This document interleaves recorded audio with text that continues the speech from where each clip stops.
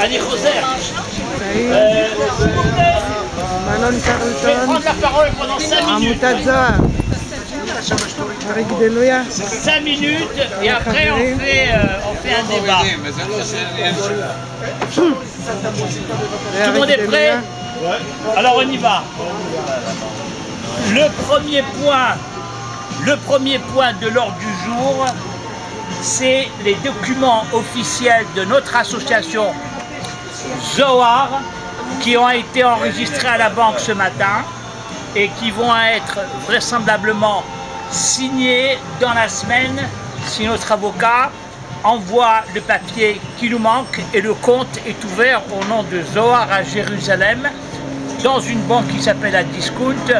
Et Bar Korva Chaviv, notre trésorier, et à côté de lui, trésorier adjoint Henri Kinizou, sont responsables de ramasser l'argent nécessaire pour faire avancer nos programmes. Ça, c'est la première chose. La deuxième chose, c'est que j'ai envoyé, et je renvoie en rentrant à Paris, le procès verbal, le compte-rendu de notre dernière Assemblée Générale ici à Tel Aviv, mais malheureusement, pour nous tous, il fait 27 pages, donc il faut le lire. Et sur les 27 pages, il y a 15 pages qui sont consacrées au projet Marrakech la Juive. Et Marrakech la Juive, c'est, pour ceux qui n'étaient pas là et qui n'ont jamais été là, c'est essayer de retracer la vie de Marrakech telle qu'elle était avec ses 32 000 juifs sur 100 000 habitants dans les années 1945, en interviewant les 165 juifs qui sont encore vivants et qui sont l'élément principal de notre zikaron, de notre mémoire. Putain, ils font chier avec leur musique à chaque fois.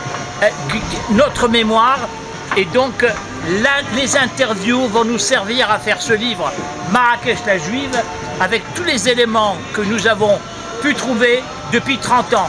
Bar Korva Chaviv a fait déjà beaucoup de recherches là-dessus, il a beaucoup de matériel et un livre avec Shosh Ruimi. Shosh a fait un nouveau livre sur Marrakech qui va naturellement passer chez vous tous.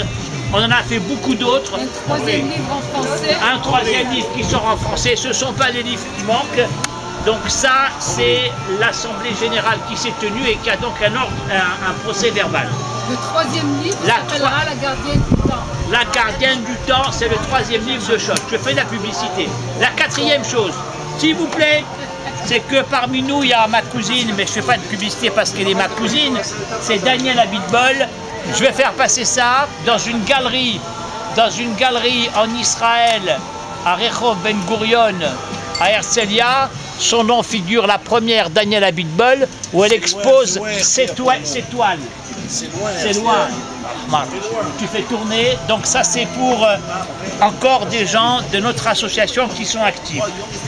Nous allons le 5 octobre, je vous ai envoyé un programme, partir en Andalousie, c'est-à-dire faire les villes suivantes, Séville, Cordoue et Grenade. Grenade où on visitera l'Alhambra, une des plus grandes merveilles du monde.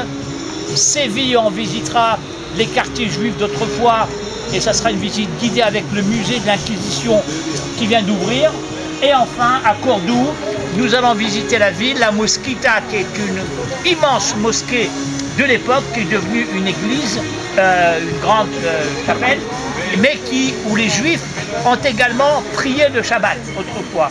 Mais à Cordoue, on sera invité de la Casa des Séfarades, et avec la Casa des Séfarades, on va faire un Shabbat le vendredi soir, et on a un traiteur de Rabat, un juif de Rabat, qui habite à Madrid et qui va nous servir donc un plat kasher, et on fera la prière le vendredi soir, et on a un Sefer Torah de Marrakech qui est arrivé dans ce musée, et donc on fera un Shabbat ensemble à Cordoue.